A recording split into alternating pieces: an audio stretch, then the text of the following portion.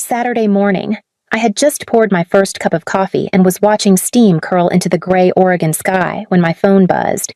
Trevor West, my realtor from years ago, the man who helped me find the one place that was mine. "Hey, Delaney," he said, voice cautious.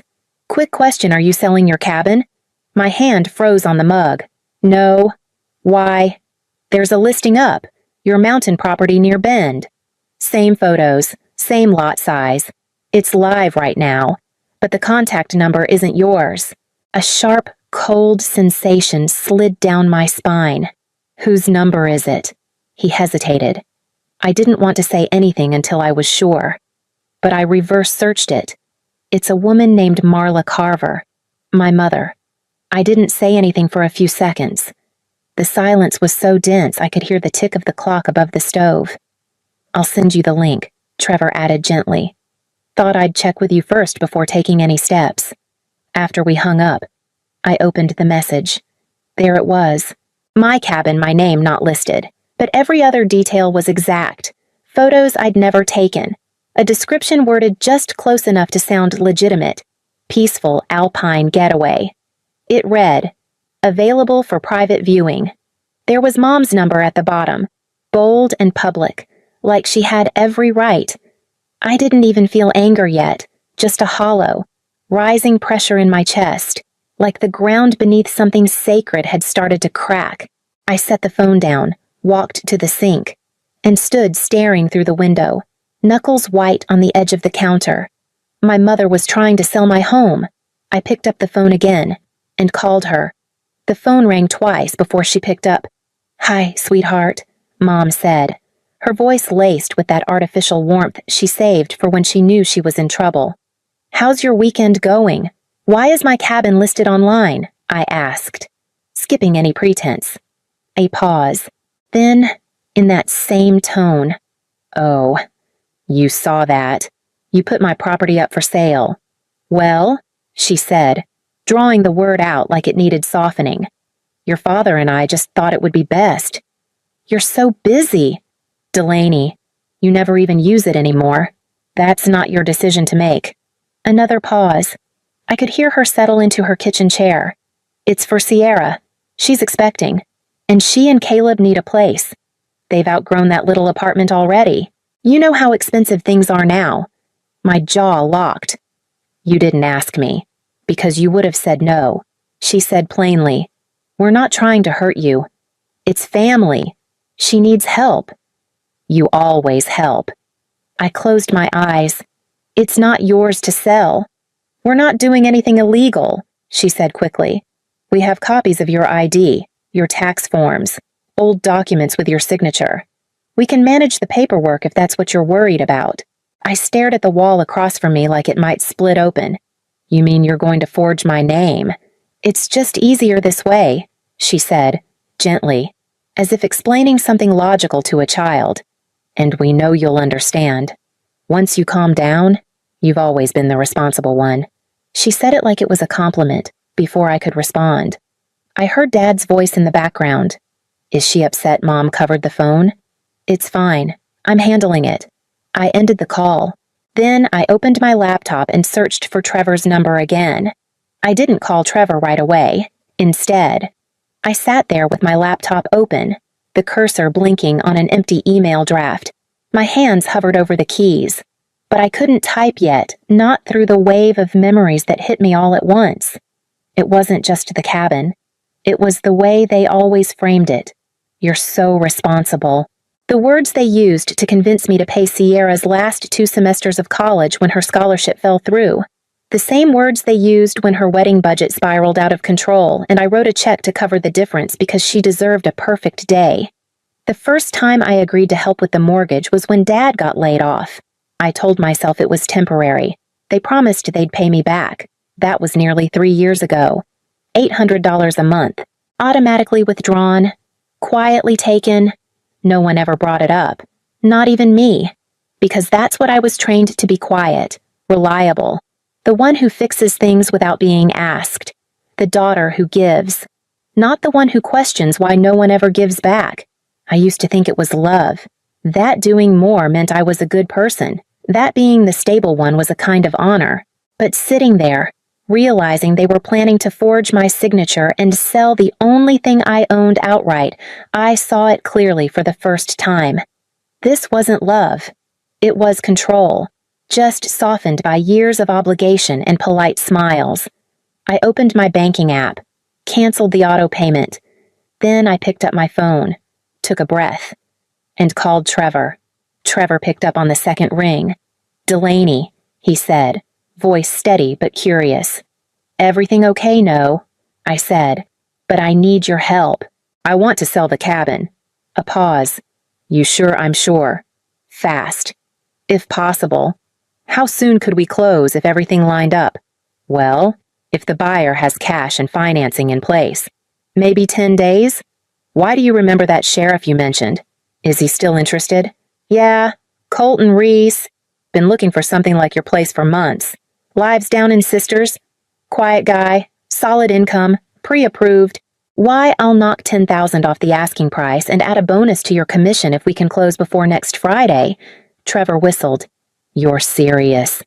Dead serious." "Okay, I'll make the call." After we hung up, I opened my laptop again. I wasn't done.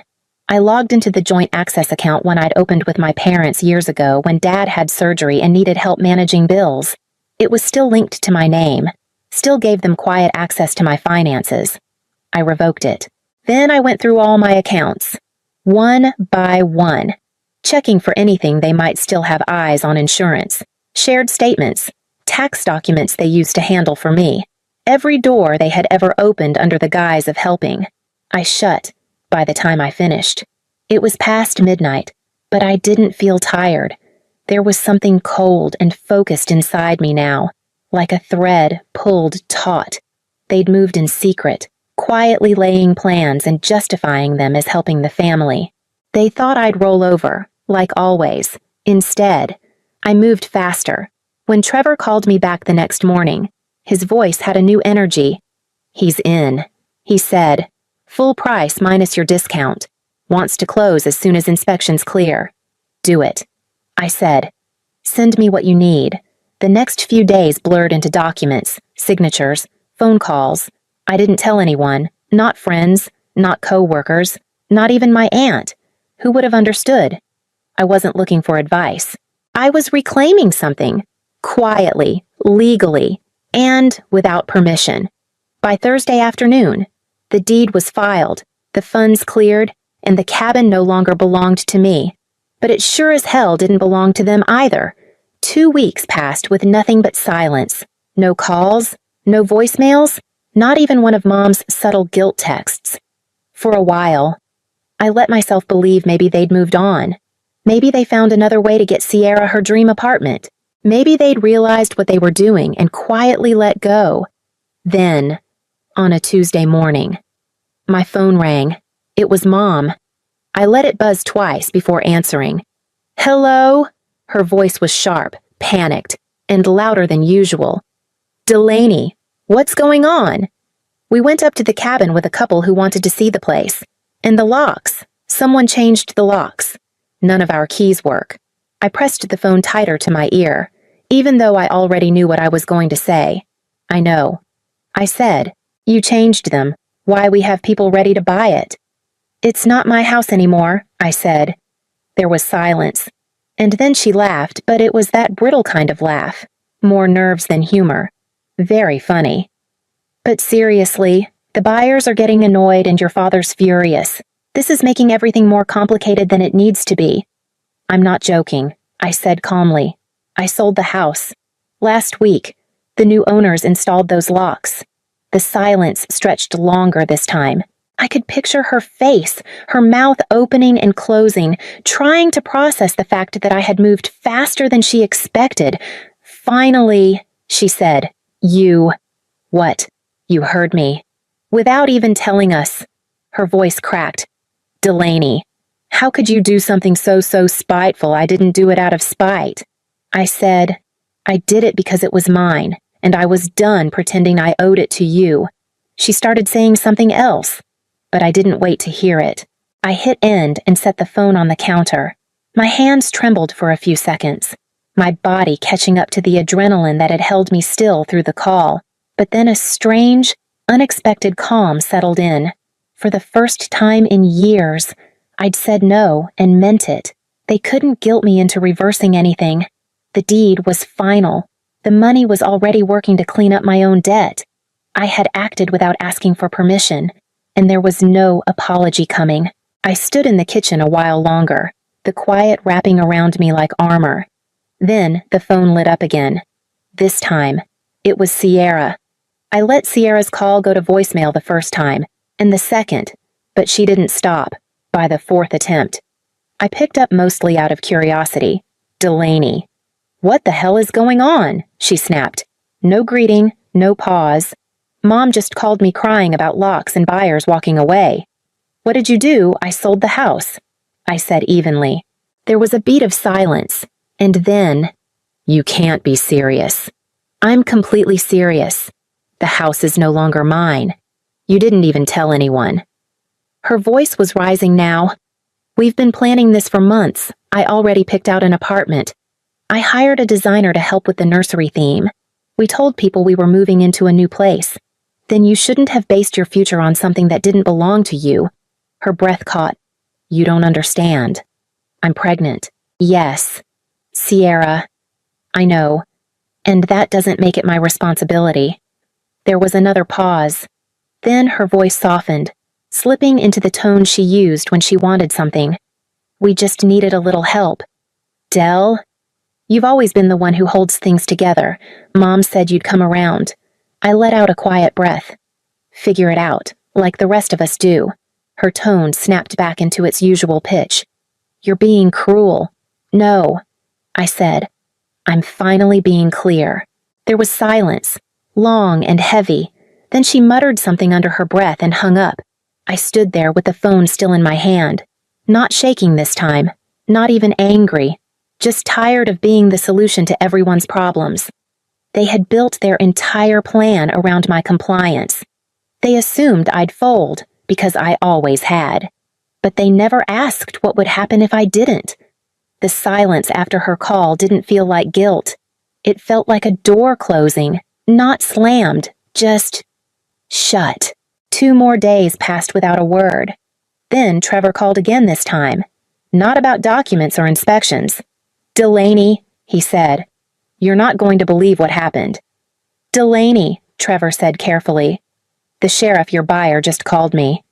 There was a break-in at the cabin over the weekend." My stomach twisted. "Is he all right?" "He wasn't there. But the alarm went off. Caught everything on the cameras. The guy tried to force the back door open with a crowbar, then circled around trying the windows. I already knew before he said it. It was your father." I closed my eyes. "He's been arrested. The sheriff recognized him from the paperwork and called the local PD instead of handling it himself. Said he wanted to keep things above board." "Of course," I murmured. "Thank you for telling me." "I'm sorry," Trevor added. I wish I could say I was surprised. We hung up, and I sat in silence until my phone rang again. This time, it was my mother, Delaney. She cried before I could say a word. "You have to fix this. Your father was just trying to get into your property. He didn't know it was sold for real. Call the sheriff. Tell him it's a misunderstanding." "It's not a misunderstanding," I said. "He thought you were bluffing," she said desperately. "We didn't think you'd actually go through with it. You had the ad online. You were arranging showings. You were going to forge my signature. And now you're shocked that I didn't let you get away with it. Don't be cruel. He's your father." "No," I said. "He's a man who broke into someone else's home. On purpose. After being told it wasn't his. He could go to jail. He made that choice." "You're heartless," she whispered. "No. I'm just done." I hung up and turned off my phone. There was nothing left to explain. They hadn't misunderstood anything. They knew exactly what they were doing. They just never imagined I'd finally say no. And this time, no one was going to talk me out of it. It didn't take long for the news to spread. Small town, small circles. The sheriff didn't press charges for trespassing, but my dad didn't walk away untouched. The incident went into an official report. Within a week, His employer, mall security, found out. They let him go quietly. No confrontation, just a termination letter and a severance check too small to matter. Mom stopped calling after that. For a few weeks. Everything went silent again. Then Aunt Cora reached out. She didn't lecture. She never did. She just gave me the facts they've burned through most of their savings, legal fees, paying people back, and Sierra and Caleb moved in with them. I almost laughed when I heard that part. The dream apartment dissolved, and now the golden child was back in her childhood bedroom, pregnant, married, and sandwiched between two people who were unraveling. "They're not doing well," Cora said gently. "Your mom's been working more hours at the grocery store. Sierra's complaining a lot, and your dad, well, he's not handling the downtime." I thanked her for letting me know, but I didn't ask for updates. They had always talked about family like it meant obligation, like helping them was proof of love. But now that I wasn't the one holding it all together, everything was crumbling, and I didn't feel guilty. I felt clear. For years, I thought my role in the family was essential, that if I stepped away, they'd collapse. Turns out, I was right. But instead of feeling needed, I just felt free. I made dinner that night alone, with music on low and my phone turned off. I didn't feel like rescuing anyone. I didn't feel like apologizing. The next morning, I woke up without dread, and I made my first therapy appointment. The first session was hard. I sat on the couch, unsure where to start, staring at a framed photo of a tree above the bookshelf like it might offer me the words I couldn't find. Dr. Leone didn't rush me.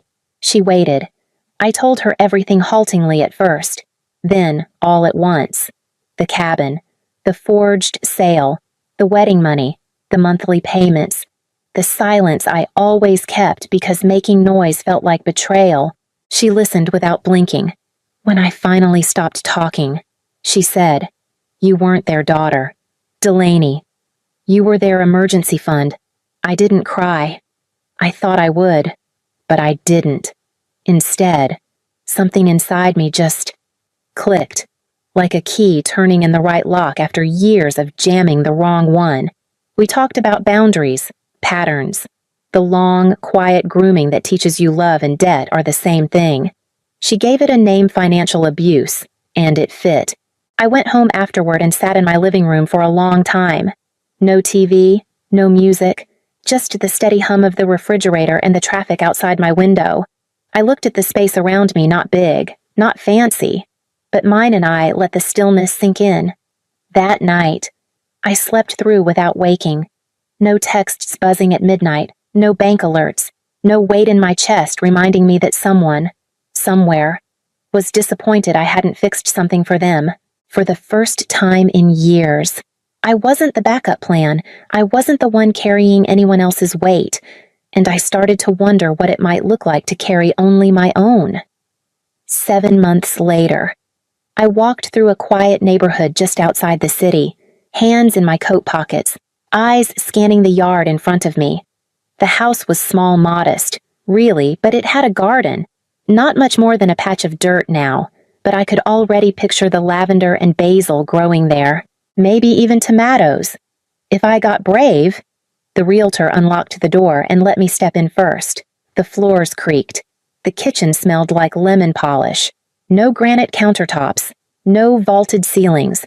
Just a clean slate. A space that hadn't been soaked in someone else's expectations. I didn't have to call anyone to ask what they thought. 2 weeks later, the papers were signed. The house was mine. I bought a used Toyota after that, something reliable. Nothing flashy. The old car had finally died, and for once, replacing it didn't mean cutting into groceries or skipping rent. I paid in full, no loan, no cosigner, no family involved. Every month now, I set aside money, not for emergencies caused by someone else, but for things I actually wanted: a weekend trip to the coast, a class on herb gardening, maybe a new mattress. My bank account wasn't just a revolving door for other people's needs anymore. It was mine. The silence in my life used to feel heavy. Now it feels like air. No crisis calls, no guilt texts, No obligation tangled in every holiday. I wake up. I work. I cook dinner in my quiet kitchen. I go to therapy. I make plans, small ones. Mine. No one tells me who I need to be. And I finally understand freedom isn't loud. It's the soft, steady hum of a life that belongs to no one but you.